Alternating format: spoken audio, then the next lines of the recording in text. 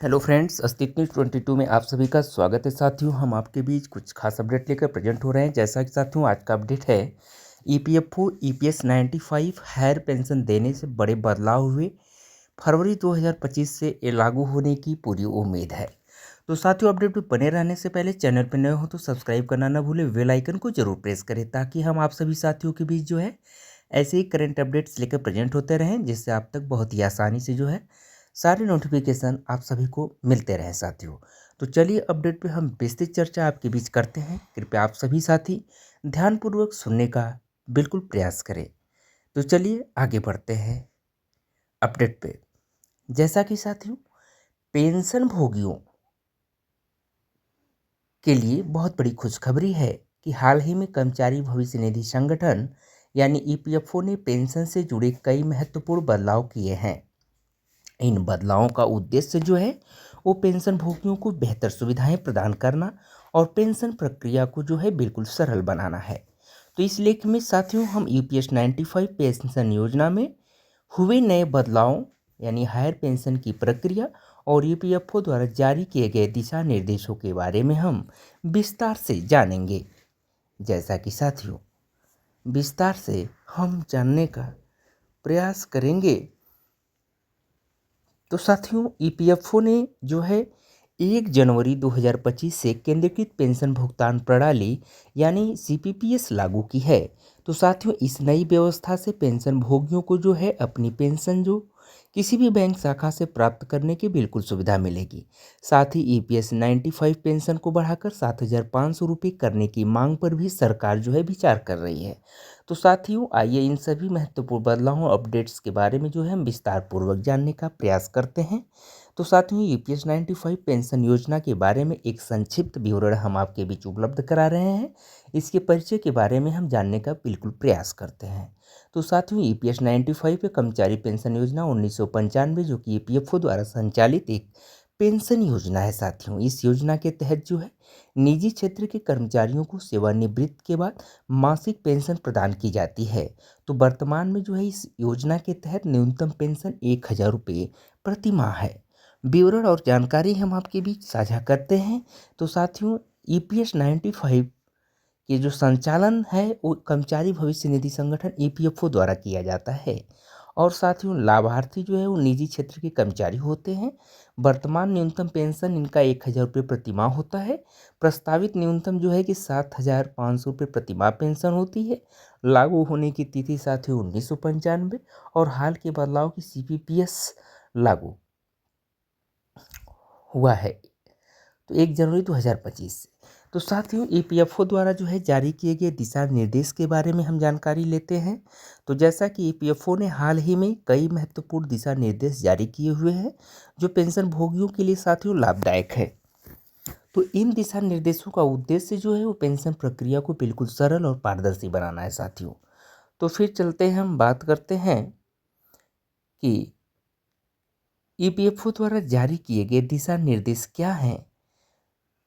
तो साथियों नंबर 1 है केंद्रीकृत पेंशन भुगतान प्रणाली यानी सीपीपीएस जो है 1 जनवरी 2025 से लागू हो गई है। दूसरा जो है पेंशन भोगी अब किसी भी बैंक शाखा से पेंशन प्राप्त कर सकते हैं। तीसरा जो है पेंशन भुगतान आदेश यानी पीपीओ को जो है स्थानांतरित करने की आवश्यकता नहीं है। चौथा जो है नए बैंक या शाखाओं को जो है आईएफएससी कोड के साथ सिस्टम में जोड़ा जाएगा। फिर हम बात करते हैं दूसरा जो कि संयुक्त घोषणा प्रक्रिया का सरलीकरण यानी साथियों नई दिशा निर्देश 31 जुलाई 2024 को जारी एसओपी संस्करण 3.0 को प्रतिस्थापित करते हैं। दूसरा जो है सदस्यों को 3 श्रेणियों में वर्गीकृत किया गया है। तीसरा जो है दस्तावेज जमा करने की प्रक्रिया को बिल्कुल सरल बनाया गया है। तीसरा हम बात करते हैं उच्च पेंशन के लिए स्पष्टीकरण की। तो साथियों नंबर 1 जैसे ईपीएफओ ने उच्च वेतन वाले कर्मचारियों के लिए जो है पेंशन प्रक्रिया पर स्पष्टीकरण जारी किया है। दूसरा जो है सभी पेंशन भोगियों के लिए समान पेंशन गणना सुनिश्चित की जाएगी। तीसरा जो है छूट प्राप्त संस्थानों के लिए ट्रस्ट नियमों का कड़ाई से जो है पालन किया जाएगा। फिर चौथा पॉइंट है कि सदस्य प्रोफाइल अपडेशन की सरल प्रक्रिया के बारे में हम साथियों विस्तार पूर्वक जानने का प्रयास करते हैं।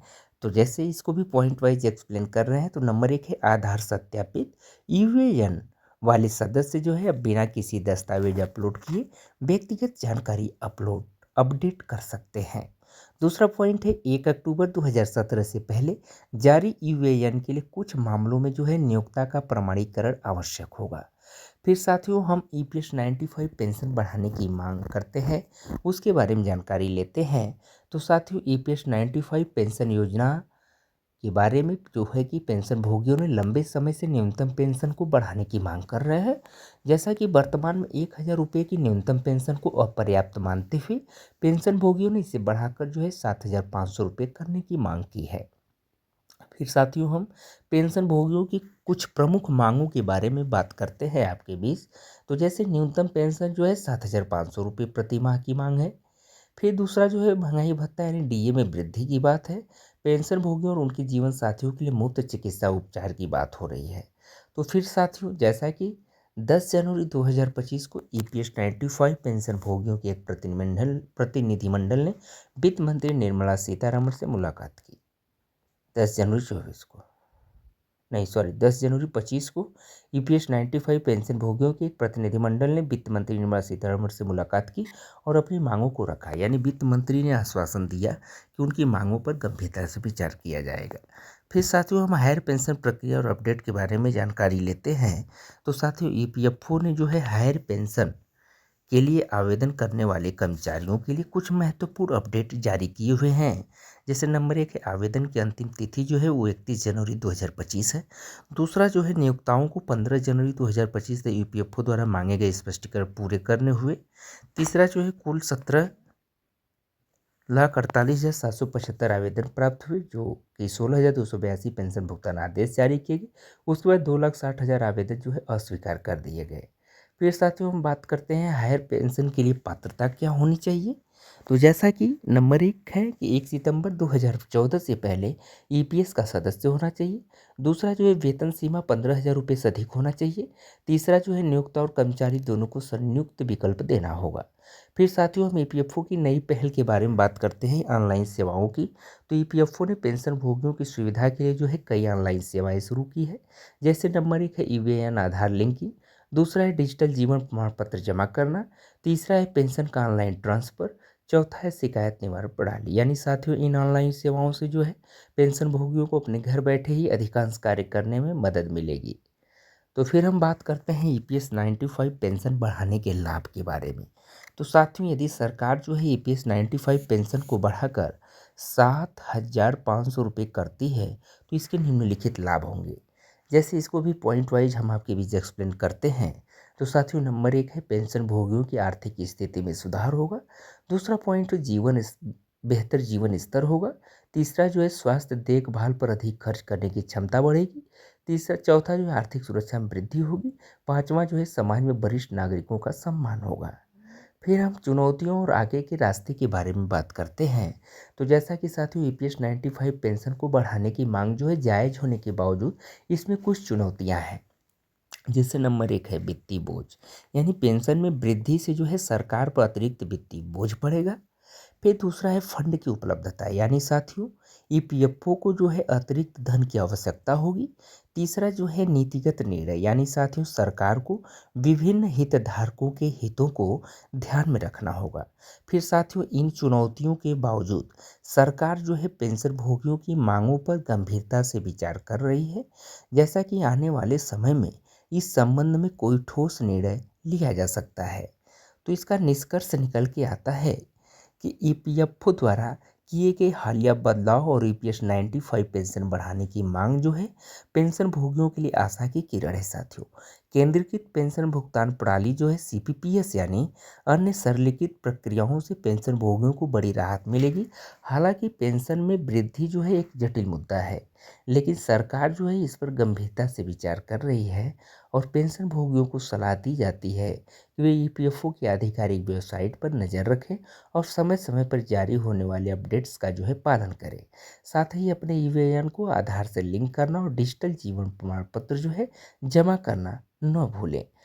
जैसा कि हम डिस्क्लेमर में भी कह सकते हैं कि ये जो हम सूचना आप तक प्रेषित कर रहे हैं वो केवल सूचनात्मक उद्देश्यों के लिए है। ईपीएस 95 पेंशन में वृद्धि या अन्य बदलाव के संबंध में जो है कोई अंतिम निर्णय नहीं लिया गया है।